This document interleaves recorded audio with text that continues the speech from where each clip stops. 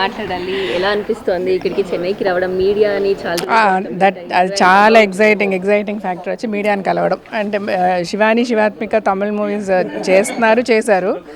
వాళ్ళు యాక్టింగ్ మొదలుపెట్టినప్పటి నుంచి వచ్చి కలవాలని, బికాజ్ ఇక్కడ కదా స్టార్ట్ అయింది మా కెరియర్స్ అంతా. ఒకప్పుడు హైదరాబాద్ లేదు కదా, ఆల్ లాంగ్వేజెస్ ఇక్కడే ఉండేవాళ్ళు, మీడియా అంతా ఒకటిగా ఉండేది. సో వీళ్ళందరినీ కలవడం ఎప్పటి నుంచో అనుకుంటూ ఉన్నాం మేము కూడా, వెళ్ళాలి, పిల్లలు యాక్ట్ చేస్తున్నారు, ఒకసారి వీ షుడ్ మీట్ అని. ఎప్పుడు అవ్వలే. ఇన్ని రోజుల తర్వాత ఈరోజు ఇలా రావడం, it's very exciting, especially meeting the media. ఇంకా సినిమా గురించి ఆల్రెడీ అందరూ చెప్పేశారు. రాజశేఖర్ గారు ఇంతవరకు ఏ మూవీలో కూడా ఇంకొక హీరోతో కో ఆర్టిస్ట్గా చేయలేదు. This the first film is doing. It's not that he doesn't want to, ఆయన ఎప్పుడు చేయకూడదని ఏం అనుకోలే.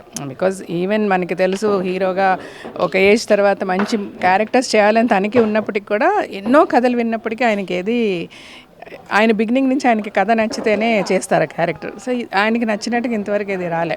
బైకర్ వాజ్ ద ఫిల్మ్, ఆయన వినంగానే లేదు ఈ క్యారెక్టర్ నేను చేస్తాను అని ఆయన అభితో చెప్పారనమాట. అభి వాజ్ ఆల్సో సో తన అంత దీంతో వచ్చి ఆయనకి కథ చెప్పి మీరు చేయాలి సార్ అని చెప్పి, అండ్ ఈయన కూడా విని అంత నచ్చి, and it's a very good story and very good film. And అందరూ చెప్పినట్టుగా there is lot in the film, not only racing, sentiment, emotion, అంటే ఇన్ ద ట్రైలర్లో లేని ఆస్పెక్ట్స్ చాలా ఉన్నాయి. లాట్ ఆఫ్ ఎమోషనల్ కనెక్ట్ ఉంటుంది ఫిల్మ్లో.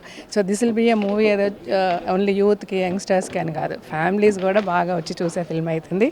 హోపింగ్ పెద్ద హిట్ అవుతుంది, అవ్వాలి అని కోరుకుంటున్నాను.